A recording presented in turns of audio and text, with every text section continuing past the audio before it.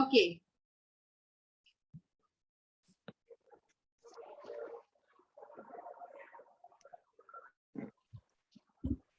so if I say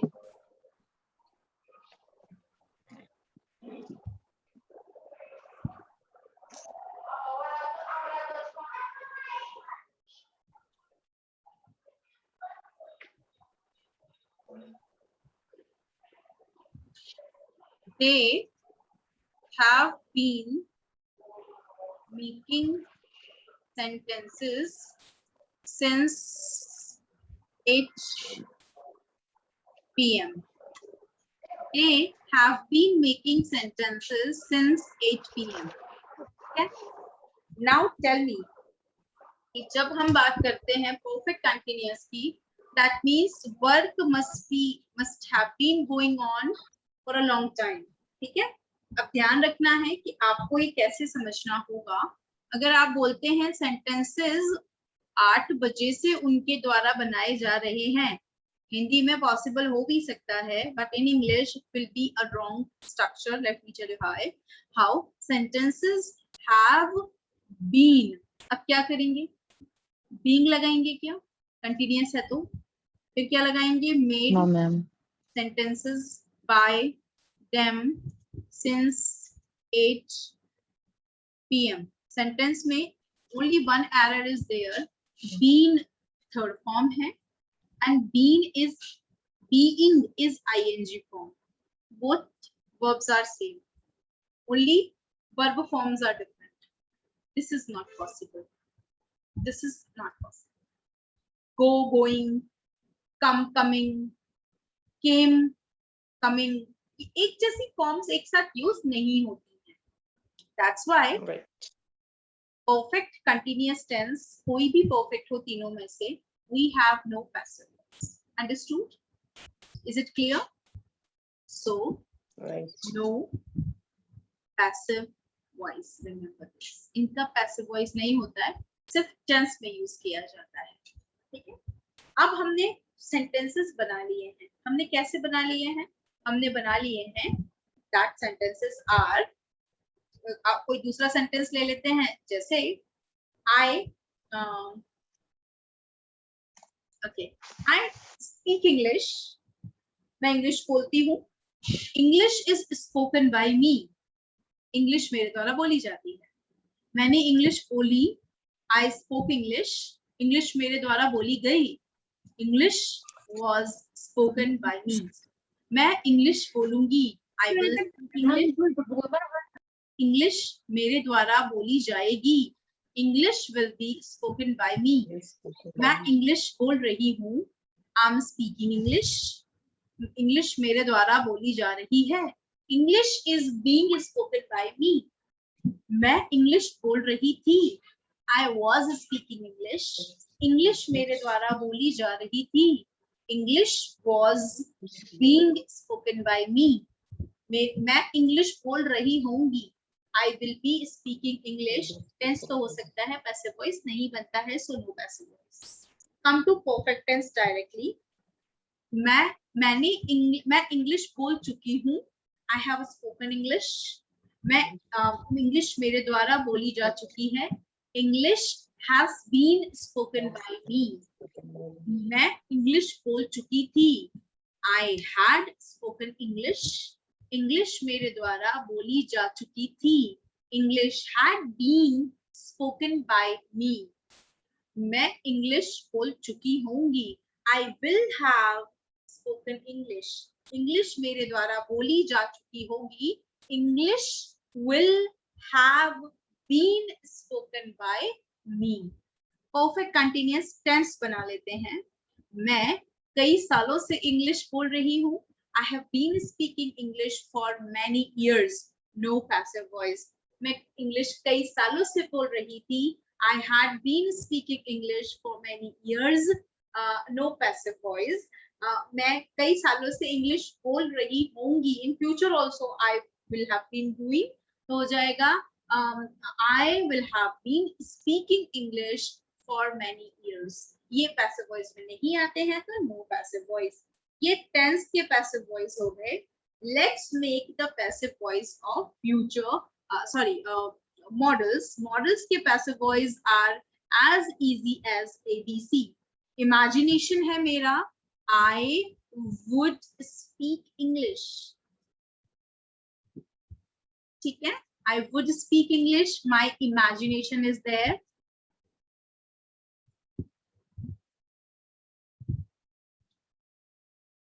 Okay.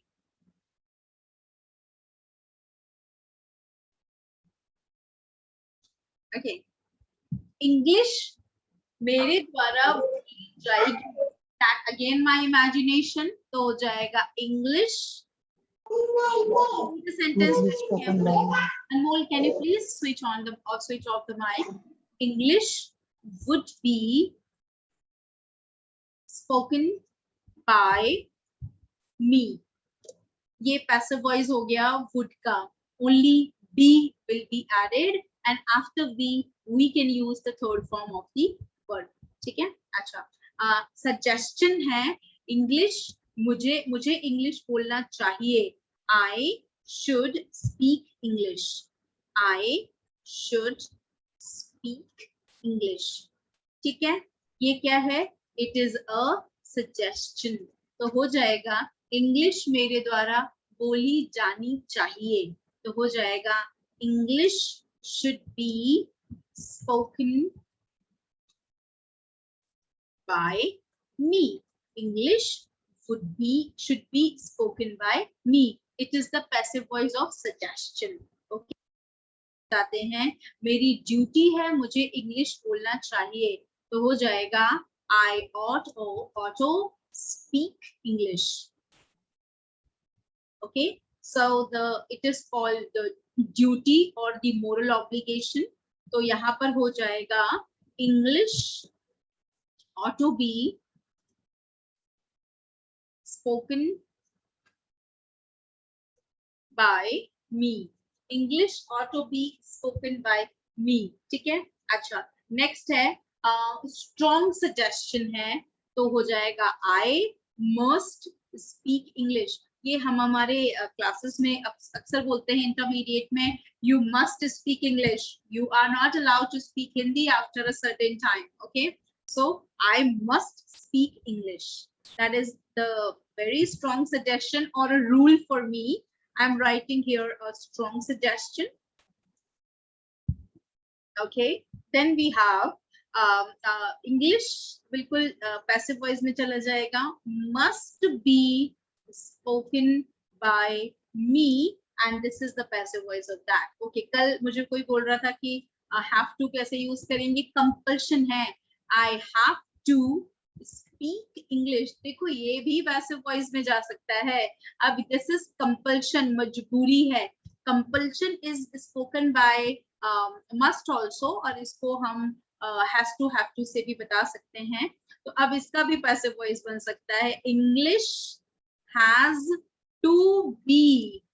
अब आप सोचेंगे मैम has क्यों है? इंग्लिश तो सिंगुलर है ना, तो इतना तो चेंज करना पड़ेगा है ना वर्ब के accordingly. We have to change verb according to the number and the type of pronoun और नाउन है ना. So English has to be क्या हो जाएगा? Spoken by me. English has to be spoken by me. ये compulsion present में है. We can make the compulsion in past also. I had to speak English. इसका feeling पता है कौन सा वाला फीलिंग है? फीलिंग है कि मुझे इंग्लिश बोलना पड़ा. मैं पता है क्या बोलूंगी इसको? पास्ट कंपल्शन है ना. बोलना पड़ा या बोलना पड़ता था. We can make both the meanings out. तो हो जाएगा English had to be spoken by me. That is the passive voice of this. Okay. हम लोग चाहें तो इसका एक second we can make the past also. यहाँ दूसरा कॉलम ले रही हूँ. I'm taking a new one and that would be मुझे इंग्लिश बोलना होगा. फ्यूचर की बात हो रही है. बोलना होगा या बोलना पड़ेगा. Future compulsion. I have to speak English So the sentence would be it is called future and compulsion. Future compulsion. I'm writing complete so that you can understand it. Okay. इसका क्या हो जाएगा? अब तो सबको याद हो गया है कैसे बनेगा इंग्लिश। एक सेकेंड, हाँ, यहाँ मुझे विल लगाना होगा, विल हैव टू, यहाँ हो जाएगा इंग्लिश विल हैव टू, क्या लगेगा? B spoken by me. ये हो गया इसका पैसिव वॉइस। आपको याद है मैंने कहा था हैव टू में ही मे हैव टू 4 लोग होते हैं, प्रेजेंट पास्ट एंड फ्यूचर के अलावा पॉसिबल कंपल्शन भी होती है। बताती हूँ, मुझे शायद इंग्लिश बोलना पड़ सकता है, वी कांट फॉरगेट इट। तो हो जाएगा I may have to speak English. ठीक है, ये पता है क्या है? इसे बोलते हैं पॉसिबल कंपल्शन। ठीक है, possible compulsion we can say. ठीक है, और इसका क्या हो जाएगा? English may have to, be लगा सकते हैं, be spoken by me. And this sentence ये भी बोले जाते हैं जब हम पैसिव वॉइस में बात कर रहे होते हैं ना, तो ऑफ कोर्स बोला जाता है। जब इंग्लिश की इंपॉर्टेंस दिखानी हो, इंग्लिश की इंपॉर्टेंस, इंग्लिश की इंपॉर्टेंस है ये चीज बतानी हो, then we should use this one. So English may have to be spoken by me. English मेरे द्वारा बोली जानी पड़ सकती है, ऐसा हो जाएगा। थोड़ा सा हिंदी में अलग आता है लेकिन होता है सेंटेंस, है ना। ये हमने हैव टू तक कंप्लीट कर लिया है। And let me tell you guys, once you get into it, आपको खुद ही लगने लग जाता है कि आसानी से यूज हो रहा है और हम कर भी रहे हैं। मैं आपको कैन कुड भी बताती हूँ, सिंपल सिंपल एक एक यूजेस तो हमने उस दिन भी प्रैक्टिस किया था, आज भी कर रहे हैं। I can speak English, इसका मतलब है my present ability। present ability है that I can speak English। क्या होगा इसका पैसिव वॉइस? होगा English can be spoken by me. ये सेंटेंस हम बोलते हैं, है ना। अच्छा, past ability I could speak English, इसके दो मीनिंग निकलते हैं। मीनिंग होगा पास्ट एबिलिटी है मैं इंग्लिश बोल सकी, बोल पाई या बोल सकती थी, सभी है इसमें। तो हो जाएगा English could be spoken by me। English could be spoken by me, है ना। मैं आपको इसका मे और माइट वाला यूज बताती हूँ। मे का 50% वाला पॉसिबिलिटी और माइट का 10% वाला पॉसिबिलिटी। सेंटेंस क्या हो जाएगा? I may speak English. बताती हूँ, इसका मतलब है मैं शायद इंग्लिश बोलूंगी, नहीं मैं शायद इंग्लिश बोल सकती हूँ होता है मीनिंग। तो 50% पॉसिबिलिटी है भाई, बता रही है ये। तो हो जाएगा आई sorry English may be spoken by me. Passive voice simple होते हैं, फटाफट बन जाता है उनका सेंटेंस, है ना। अच्छा, यहाँ पे माइट का बना लेते हैं। I might speak English, मैं शायद इंग्लिश बोल सकती हूँ। मूड हुआ तो बोल दूंगी, मतलब लेस पॉसिबिलिटी है, around 10% possibility is already there. तो क्या हो जाएगा? English might be spoken by me. Done हो गया है सेंटेंस, है ना। अच्छा हम इससे दूसरे सेंटेंसेस भी फ्रेम कर सकते हैं, बताती हूँ कौन से हैं वो दूसरे sentences.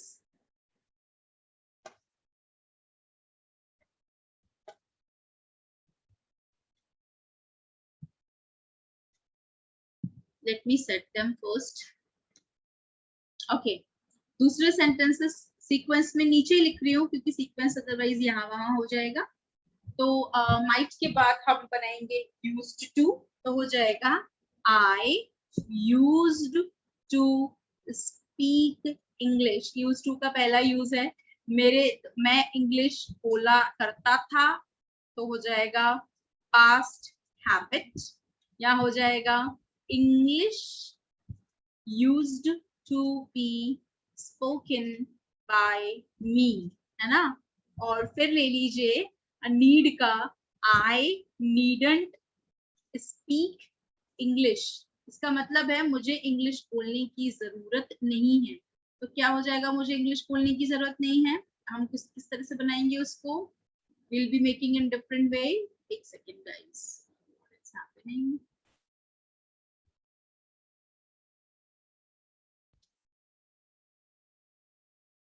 I needn't speak English, मतलब है मुझे इंग्लिश बोलने की जरूरत नहीं है। I needn't speak English, यहाँ हो जाएगा इंग्लिश, वो भी नेगेटिव आएगा, needn't be spoken by me। बस इस तरीके से you can make complete sentences, इस तरीके से आप इन्हें यूज कर सकते हैं। आपको नीड के अलावा एक और मॉडल है डेयरंट, ऐसे ही डेयर भी यूज होता है, जैसे हम ये यूज करते हैं। In the same way we can use dare also. Dare का मतलब होता है साहस नहीं करना। आई डेयरंट स्पीक इंग्लिश, ठीक है। आई डेयरंट स्पीक इंग्लिश बिल्कुल नीड के जैसा होता है, मेन वर्ब हेल्पिंग वर्ब की तरह यूज होता है। यहाँ हो जाएगा इंग्लिश। अच्छा, इसको बता देती हूँ, नो डेयर, है ना, कोई साहस नहीं कर सकता, तो हो जाएगा नो डेयर और नो करेज, है ना। ये मीनिंग है इसका। नीड का मीनिंग है नो नेसेसिटी, ऐसा मीनिंग है इसका, नो नेसेसिटी। इसका है नो करेज, तो ये बिल्कुल साहस नहीं है। English daren't be spoken by me, English daren't be spoken by me, मतलब अगर मैं शुरू से शुरू करूं तो आपको पता चल जाएगा कि हाँ भाई, हम तो ये यूज कर ही रहे हैं ना, इतना ज्यादा यूज कर रहे हैं। we can use, we are already using it very commonly in our spoken। बस टेंसेस को देखकर थोड़ा सा हमने, मतलब सिचुएशन वाइज हमको थोड़ा सा इस पे काम करना होगा। And once we start working we will be able to handle such, ठीक है।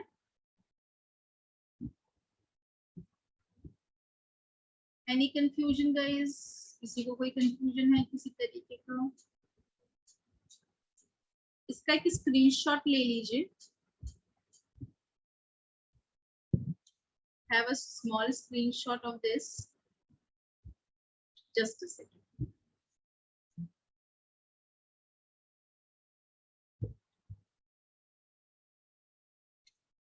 oops sorry, yeah, एक स्क्रीनशॉट ले लीजिए and then you can of course work on this।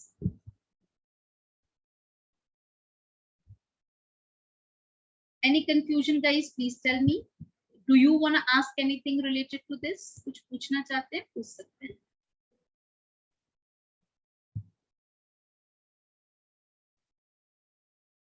Passive voice में मॉडल्स के passive voice are blindly trusted, they are very simple, be plus third form, that's all।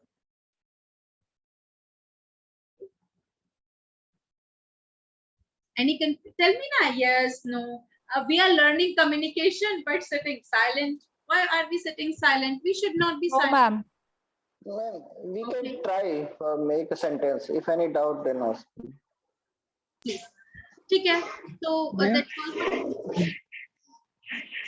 Ma'am एजेएमआर के बाद third form हमेशा passive voice में ही लगती है ना, या Sorry? कोई और भी है? सॉरी, एजेएमआर, हाँ एजेएमआर के बाद थर्ड फॉर्म हमेशा पैसिव वॉइस में लगती है ना?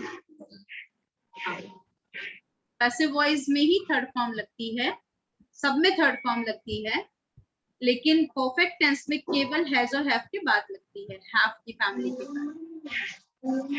यस मैम, थोड़ा सा कंफ्यूजन है, बाद में शेयर कर दूंगी। क्या कंफ्यूजन है बताइए। मैम अभी तो मेरे पास वो एक दो आर्टिकल थे चेक करके बताऊंगी मैं। इसमें थोड़ा सा है। ठीक है ना?